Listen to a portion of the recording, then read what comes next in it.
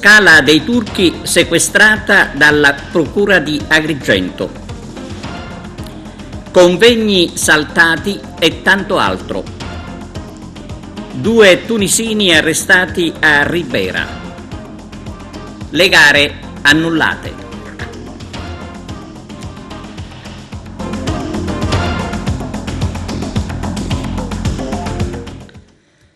Benvenuti su TVA Notizie. Il sito è candidato a diventare patrimonio dell'UNESCO. Nel frattempo, però, finisce sotto inchiesta. Parliamo della Scala dei Turchi sequestrata dalla Procura di Agrigento con una persona indagata. Questo è il nostro servizio di apertura. Vediamo. Posta sotto sequestro stamani dalla Procura della Repubblica di Agrigento la Scala dei Turchi a Realmonte. Luogo affascinante, candidato a diventare patrimonio UNESCO, meta intesa alle visite dei siti regionali turistici. A fronte di un sito immenso valore storico, paesaggistico e geologico, si deve purtroppo registrare una carente tutela dello stesso sito, verosimilmente attribuibile all'ambiguo status giuridico dello stesso, e quanto scrive oggi la Procura di Agrigento nel provvedimento di sequestro della Scala dei Turchi. Da anni c'è una forte diatriba sulla proprietà del sito, uno dei più visitati in Italia. La Procura ha iscritto nel registro degli indagati Ferdinando Sciabarrà, l'uomo che risulta catasthalmente proprietario di una parte della Scala dei Turchi. Va detto che il sito viene rivendicato come di proprietà dell'indagato, che ne detiene il possesso di fatto. L'indagato, da parte sua, scrivono i magistrati, senza avere mai effettuato alcuna opera a protezione del sito, sia dal punto di vista della tutela paesaggistica che della messa in sicurezza, ha avanzato pretese di carattere economico sullo sfruttamento del sito e ha preteso di effettuare opere di recinzione dello stesso, così innescando un contenzioso con il comune di Realmonte che ha contestato all'indagato la proprietà del bene. Le accurate indagini sono state svolte dalla Capitaneria di Porto Empedocle, hanno permesso di accertare che le ragioni del comune di Realmonte non sono affatto infondate, come si legge nel provvedimento. Il provvedimento di sequestro è stato ora completato dai militari della Capitaneria di Porto Empedocle, presenti sul posto lo stesso Sciabarrà con il suo legale Maurizio Bugea, oltre che il sindaco di Realmonte Lillo Zicari e il responsabile del servizio territoriale del demanio della regione, dottoressa Olimpia Campo. Sulla vicenda interviene anche il responsabile di Mare Amico, dottor Claudio Lombardo, che afferma come ancora una volta la procura arriva prima della politica. Claudio Lombardo, che da anni denuncia le condizioni della Marmara Bianca, ha dichiarato all'agenzia ADN Kronos: finalmente si farà chiarezza e si utilizzeranno i luoghi come meritano ora. Con l'area sotto sequestro partirà il processo di regolamentazione dell'area. Una sua valutazione di una Scala dei Turchi che da anni ormai è sempre al centro dell'attenzione mediatica. Ma stamattina si sta procedendo ad opera della situazione della magistratura al sequestro della Scala dei Turchi. Io non ho letto ancora i documenti che mi sono stati notificati poco fa, però da quello che ho capito pare che si vada nella giusta direzione, cioè affermare che la Scala dei Turchi è un bene pubblico. Questo è quello che noi abbiamo sempre chiesto, che abbiamo auspicato. Nel 2017 il Comune di Realmonte ha prodotto un atto di citazione proprio per affermare che la Scala dei Turchi è sempre stata di dominio pubblico e quindi un bene pubblico, l'abbiamo affermato e pare che si vada in questa direzione. È un passo sicuramente importante, è un primo passo importantissimo anzi. E adesso un'ampia pagina dedicata al coronavirus. Come lavorano le farmacie in questo particolare momento e quali richieste da parte della gente? C'è l'intervista di Arturo Cantella al presidente di Atifar Federfarma di Agrigento, Claudio Miceli. Presidente, ecco, parliamo del coronavirus, lei rappresenta tante farmacie nella nostra provincia, appunto la Federfarma. Come si sta vivendo questo momento di grande preoccupazione sul coronavirus? Un momento un po' frenetico, devo dire, per le farmacie, perché siamo tempestati da direttive ministeriali anche regionali, visto diciamo, l'espandersi anche di questa epidemia, che allo stato attuale non si può definire pandemia proprio perché bene o male riesce a essere circoscritta. Abbiamo avuto delle direttive in quanto le farmacie sono state divise in zona rossa e zona gialla. La zona rossa chiaramente è quella della Lombardia, che esprime il maggior numero di contagi, mentre la zona gialla è diciamo, la zona a basso rischio, anche se possibilmente si pensa che ci possa essere qualche contagio. Noi apparteniamo alla zona gialla e ovviamente abbiamo emanato delle direttive a tutte le farmacie con i poster da mettere nelle vetrine in modo tale da far conoscere diciamo, le buone maniere di usanza anche per poter far fronte a questioni di igiene, per poter frenare proprio questo benedetto virus e ci siamo attivati anche per quello diciamo, che è stato nelle nostre possibilità, la distribuzione di mascherine e anche del gel disinfettante. Solo che purtroppo, ahimè, c'è stato l'arrembaggio alle farmacie, quindi le mascherine in pochissimo tempo sono terminate, il gel è terminato, diciamo quello classico, quello della mucchina, però la maggior parte di farmacie sono attivate a produrlo secondo ovviamente regole di farmacopea e quindi devo dire funziona perfettamente tanto quanto quello della mucchina. Per il resto devo dire che diciamo, non siamo in una situazione ancora di allarme come in Lombardia, laddove addirittura viene limitato l'accesso all'interno delle farmacie a poche persone alla volta, munite ovviamente di mascherina, proprio per evitare problemi di calca e assembramento all'interno delle farmacie. Ovviamente siamo preoccupati, ci mancherebbe altro, seguiamo attentamente tutta la vicenda, però allo stato attuale non mi sento di allarmare eccessivamente la popolazione dell'Agrigentino. La farmacia sempre punto di La farmacia è sempre un punto di riferimento per le famiglie, per tanti giovani, appunto una farmacia cosiddetta dei servizi. Questo è il nuovo corso che la farmacia e i farmacisti stanno seguendo. In particolare di cosa si tratta, Presidente? E allora, la farmacia dei servizi nasce 2 anni fa, diciamo come progetto pilota, la legge è stata emanata nel 2009 e solo oggi ha ottenuto un finanziamento proprio per come dire, sperimentarla su scala nazionale. Il finanziamento in prima istanza da parte del Ministero era soltanto circoscritto a 8 regioni, adesso invece è stato allargato a tutte le regioni. Stiamo parlando di un finanziamento di circa 100 milioni di euro che ovviamente dà la possibilità relativamente ad alcune specialità, mi riferisco per esempio allo screening che già di fatto è in atto presso le farmacie della provincia, quello del colorretto, fra poco inizierà quello della cervice e della mammella, e anche ad altre specialità quale può essere lo screening della BPCO, sarebbe la broncopatia cronica ostruttiva, la presa in carico dell'assistito, l'aderenza alla terapia e altre specialità, per esempio l'ECG, altro tipo diciamo, di patologie, di screening che chiaramente porteranno come dire, un beneficio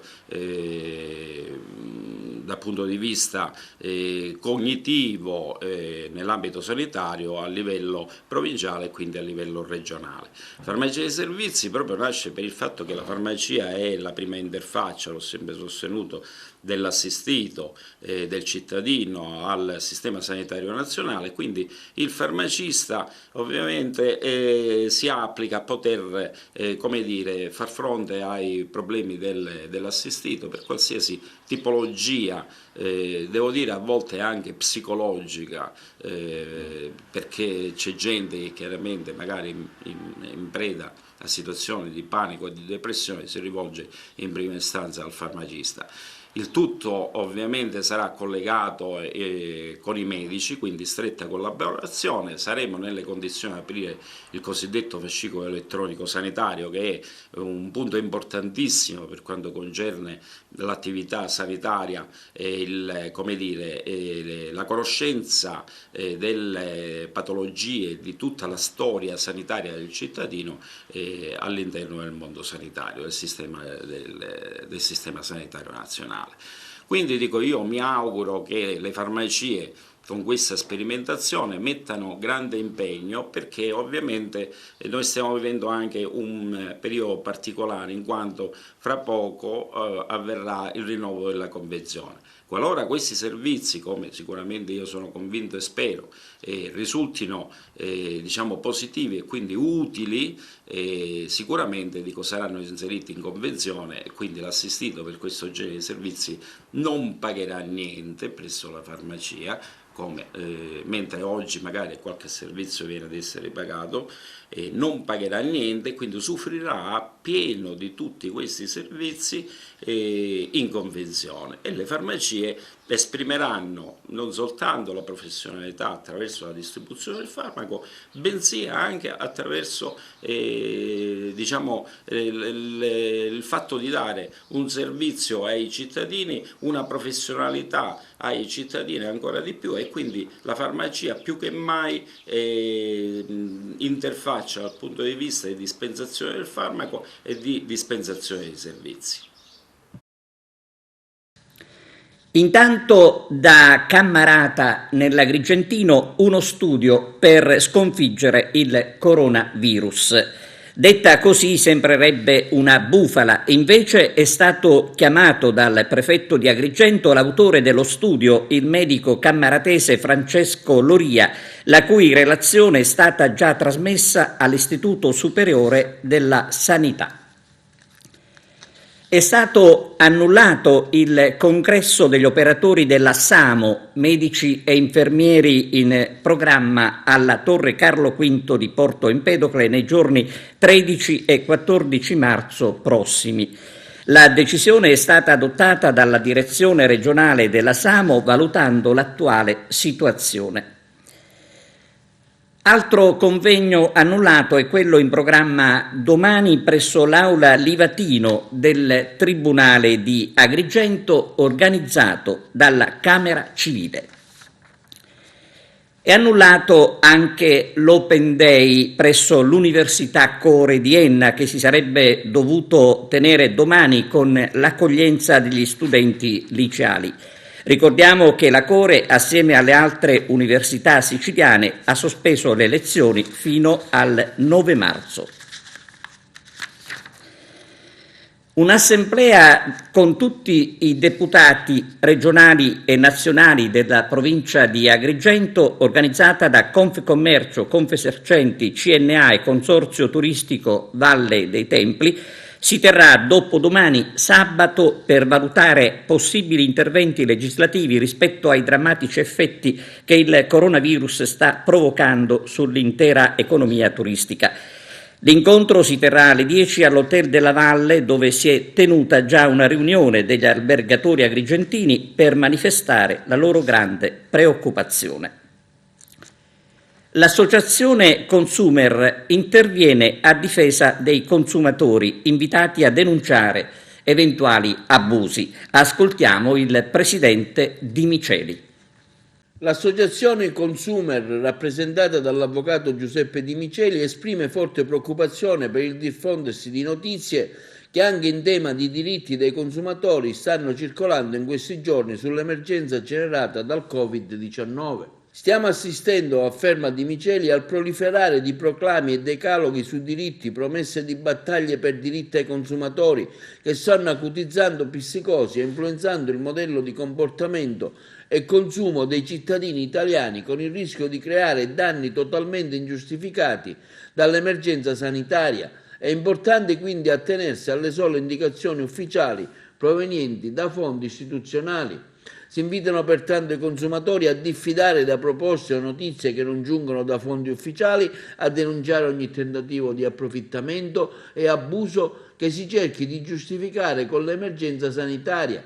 Si ricorda altresì che non sussistono nessuna causa che allo stato attuale possa derogare obblighi a cui i consumatori sono tenuti, né al rispetto delle regole del diritto e del buonsenso che regolano una società civile. Si ricorda l'invito ad attenersi alle prescrizioni di igiene e prevenzione sanitaria e a valutare con ponderazione anche le scelte legate all'acquisto di prodotti che in assenza di un reale stato di emergenza rischiano semplicemente di produrre aggravi economici e sprechi. Consumer chiede al contempo al governo di fornire indicazioni univoche attraverso i canali ufficiali e istituzionali e nell'interesse comune evitare che siano diffuse notizie a mezzo stampa che non siano oggetto di sicuro intervento legislativo.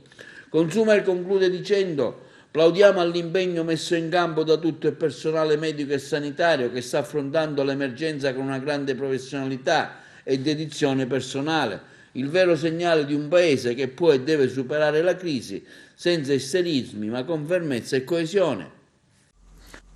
Buongiorno, oggi vogliamo intervenire come associazione dei consumatori per esprimere una forte preoccupazione per il diffondersi di notizie che anche in tema di diritti dei consumatori stanno circolando in questi giorni sull'emergenza generata da quello che è il coronavirus che tutti conosciamo. Bene, è importante attenersi a quelle che sono le indicazioni ufficiali provenienti da fonti istituzionali anche in caso di viaggi organizzati. In particolar modo si precisa che allo stato attuale, eccetto che nei casi in cui con appositi interventi normativi nelle prossime ore vengano dettate regole in ragione allo stato d'emergenza, non esistono diritti straordinari al rimborso o deroghe agli obblighi di cui i consumatori sono tenuti. È altresì importante prestare attenzione che i diritti legati alla trasparenza dei prezzi, alla sussistenza delle garanzie sui beni ed ogni altra prerogativa prevista dalla legge sia assicurata. Il coronavirus, ricordiamo, non deroga il codice del consumo e nemmeno le regole vigenti nel nostro ordinamento, salvo ulteriori, ripetiamo, provvedimenti che allo stato attuale non ci sono. Quindi invitiamo i nostri consumatori, i nostri iscritti ad attenersi a quelle che sono le realtà istituzionali e giuridiche e senza lasciarsi trascinare dalla propria emozione, dalle proprie sensazioni, perché potrebbero riceverne un danno senza alcuna possibilità di tutela. E adesso prima pausa per la pubblicità. A tra poco. L'inaffidabilità dei canali social emersa in questi giorni a margine del virus corona è venuto fuori anche attraverso un comunicato stampa del Comando Provinciale Vigili del Fuoco di Palermo, che dichiarava prive di fondamento notizie condivise in vari social presunte ad aggressioni subite dal proprio personale nel corso di interventi di soccorso, come pure risultano prive di verità quelle riguardanti il coinvolgimento del nucleo specialistico nel recuperare la turista bergamasca risultata positiva al test del coronavirus. Notizie, continuano sempre dal Comando Provinciale Vigili del Fuoco di Palermo, che creano ulteriori allarmismi ed inaspriscono la dilagante psicosi tra la popolazione. La Presidenza della Regione Siciliana, con un comunicato emanato nel pomeriggio di ieri, ha smentito le notizie che circolavano in alcune chat sulla presenza nell'isola di ulteriori 2 contagiati dal coronavirus in provincia di Siracusa stavolta, ricordando che sia decisioni che misure adottate dal governo regionale vengono comunicate esclusivamente attraverso canali e fonti ufficiali alle quali fare riferimento. Dell'episodio hanno provveduto ad informare le autorità competenti. Il parlamentare all'Ars Claudio Fava, in merito all'appello lanciato dal governatore Musumeci al Presidente del Consiglio dei Ministri Conte, che suonava come una sfida al popolo siciliano pensare di fare sbarcare a Messina altri 194 migranti in Sicilia in un contesto di attuale allarme, ritenendo indispensabile una quarantena a bordo o, se non possibile, dirigersi in altri porti, Fava, attraverso un comunicato, parla di richiesta grottesca che si tinge di ridicolo quando chiama in causa anche il popolo siciliano. E nella serata di ieri anche un comunicato del sindaco di Palermo Leo Luca Orlando che, facendo sponda al governatore Musumeci, ricordava come si sia mantenuto il contrasto alla diffusione del virus corona entro i giusti toni e i canali istituzionali, lontani da posizioni ideologiche e di parte politica, respingendo toni e comportamenti irrazionali e populisti. Sulla vicenda migranti ed equipaggio della Sea-Watch 3, Orlando ha dichiarato che si può mantenere lo stesso approccio in quanto di fronte ad una necessità di isolamento precazionale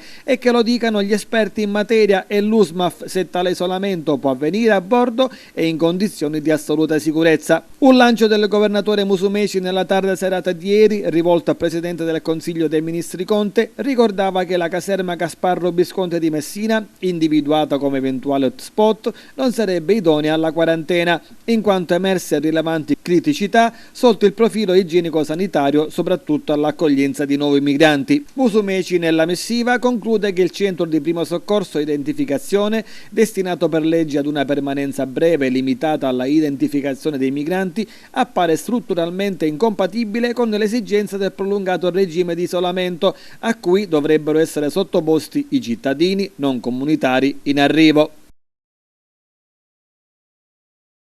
Continua l'attività di controllo del territorio da parte dei carabinieri del comando provinciale. A finire in manette a Ribera sono stati 2 tunisini trovati in possesso di 3 ovuli di cocaina. I carabinieri della tenenza di Ribera hanno fermato l'auto con a bordo i tunisini sulla statale 115. I 2 di 35 e 54 anni, già noti alle forze dell'ordine, erano diretti ad Agrigento. Al momento del blocco gli arrestati hanno tentato di gettare dal finestrino la droga. Ripensare la politica partendo dalle periferie. Domani un convegno ad Agrigento. Ascoltiamo Enzo Di Natali al microfono del direttore Arturo Cantella. Venerdì 28 ore 17:30 un importante appuntamento dei cattolici in politica. Dove si svolgerà, chi saranno gli ospiti e perché di questa iniziativa? Professore Di Natali. Cattolici in politica sono chiamati, o meglio siamo chiamati a riflettere su un tema importante: ripensare la politica partendo dalle periferie. E come periferie non vogliamo intendere soltanto l'aspetto geografico. Periferia vogliamo intendere anche coloro che vengono considerati gli ultimi. Il grande pensiero cristiano in questo Novecento, a partire dall'enciclica Rerum Novarum, ha avuto questo grande obiettivo, quello di ripartire dagli ultimi, mettere al centro della politica proprio gli ultimi, quelli che non hanno voce. In un momento difficile in cui noi ci troviamo, cattolici in politica vogliono ripensare una politica a qualsiasi livello, a livello nazionale, regionale, provinciale e anche comunale, che abbia a cuore la sorte di coloro che sono gli ultimi. Questo incontro organizzato da Cattolici in Politica si svolgerà nel salone parrocchiale di Santa Teresa di Gesù Bambino, giorno 28, venerdì, alle ore 17:30, e come relatori avremo Enzo Fontana, Margherita Larrocca Ruvolo e Carmelo Pullara. E lì ci sarà anche un dibattito aperto. Si è insediato il nuovo Consiglio provinciale e il nuovo Collegio dei Revisori dei Conti dell'Ordine dei Consulenti del Lavoro di Agrigento. Per il Consiglio è stato nominato presidente Enrico Vetrano, mentre per il Collegio dei Revisori presidente è Alfonso Amato. Salvataggio di migranti e polemiche. Vediamo. Dovrebbe arrivare questa mattina la Sea-Watch 3 con a bordo 194 persone salvate in 3 diverse operazioni al porto di Messina. Siamo felici di portare le persone soccorse a terra, afferma il team, che avverte. Mentre Sea-Watch si dirige verso Messina per portare in salvo le 194 persone a bordo, altre 2 imbarcazioni sono in difficoltà al largo delle coste libiche. Chiediamo a tutte le autorità competenti di intervenire immediatamente. Non abbandonatele in mare. La segnalazione era stata lanciata ieri sera dall'Alarm Phone. Ci ha chiamati una barca in pericolo con 85 persone in fuga dalla Libia. Erano quasi tutti nella zona SAR di Malta, ma abbiamo perso contatto e non sappiamo cosa sia successo. Tutte le autorità sono informate, ma Malta si rifiuta di intervenire. Urge un soccorso. Ed il presidente della regione Nello Musumeci ha chiesto un periodo di quarantena per i migranti direttamente a bordo della nave, non all'interno degli hotspot, per i timori legati al coronavirus. Faccio appello al presidente Giuseppe Conte per gestire queste emergenze. In caso contrario, se ciò non fosse possibile, intervengano le autorità competenti e la nave si diriga in altri porti. Gli fa eco l'ex ministro dell'Interno Matteo Salvini, che spiega: il Viminale ha autorizzato altri 200 sbarchi dalla nave Sea-Watch a Messina. Ha ragione il governatore della Sicilia Musumeci: non è possibile che in un momento come questo il governo permetta lo sbarco di altre centinaia di immigrati, che l'Europa si svegli e se ne faccia carico. Si legge su un post su Facebook. Differenziata ad Agrigento, siamo alle solite. Stavolta il problema sarebbe il ritardo nei pagamenti degli stipendi ai netturbini. Un improvviso sciopero ha lasciato infatti diverse zone della città con la spazzatura non ritirata. E diventa inutile la giustificazione del comune che dice di non avere colpa. La colpa sicuramente non è dei cittadini, ancora una volta penalizzati. Ultima pausa per la pubblicità e poi di nuovo insieme con altre notizie.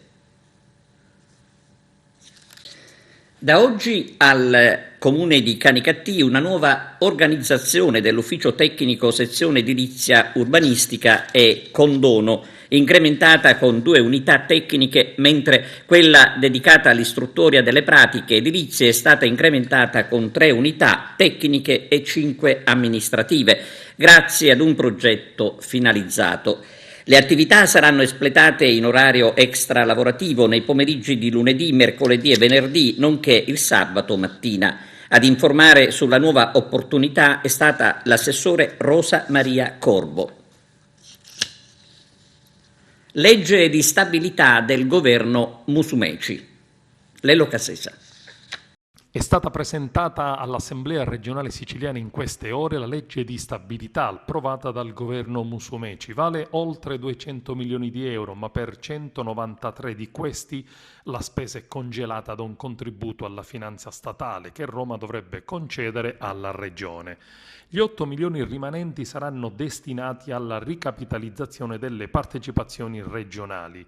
La finanziaria si occupa di concessioni governative, di comuni, dei numerosi enti regionali e propone alcune misure in favore della crescita e lo sviluppo economico, come ad esempio il modello Portogallo, cioè l'esenzione per 9 anni dell'addizionale IRPEF per chi si trasferisce in un comune siciliano con meno di 20.000 abitanti. Previsti finanziamenti ai comuni con una popolazione inferiore ai 5.000 abitanti come compensazione per un riequilibrio delle assegnazioni regionali in base ai cittadini amministrati. Previsti contributi per le stabilizzazioni del personale precario, la possibilità di ricontrattualizzare personale a tempo determinato non riconfermato in altri enti e un contributo per le partorienti nelle isole minori. La legge di stabilità prevede la nascita di nuovi enti come l'Agenzia regionale per la promozione turistica e l'Agenzia regionale per le aree protette. ARAP. Si prevede la nascita di una fondazione in memoria di Sebastiano Tusa e la fruizione gratuita del patrimonio culturale della regione nel giorno della sua morte. Ed ancora previste iniziative in favore dello sport e delle società sportive, il finanziamento del festival cinematografico di alto livello, la nascita di un fondo di rotazione per definire le pratiche per il condono edilizio. E adesso la pagina sportiva con Carmelo Lentini sulle gare di basket e pallavolo rinviate e poi calcio a Caracas. Per prevenzione dal coronavirus si fermano i campionati di basket e pallavolo femminile che interessano rispettivamente le compagini agrigentine Fortitudo Moncada di A2 e SEAP Dalle Cardillo Aragona di Serie B2.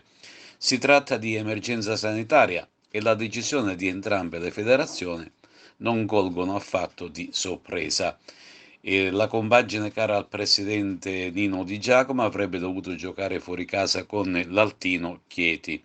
La società aragonese ha pensato bene di non interrompere la pressione ed ha organizzato un amichevole con la Sigel Pallavolo Marsala di Serie A2, che si disputerà sabato prossimo 29 febbraio alle ore 16:30 al Pala Bellina di Marsala.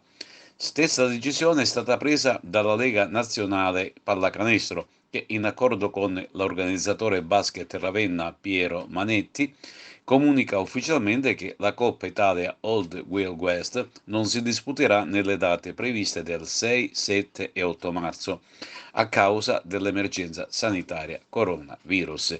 Le date di ricollocazione della Final Flight, si legge in una nota, sono in fase di studio parallelamente a quelle riguardanti i campionati di Serie A2 e Serie B, in accordo con il settore agonistico FIP.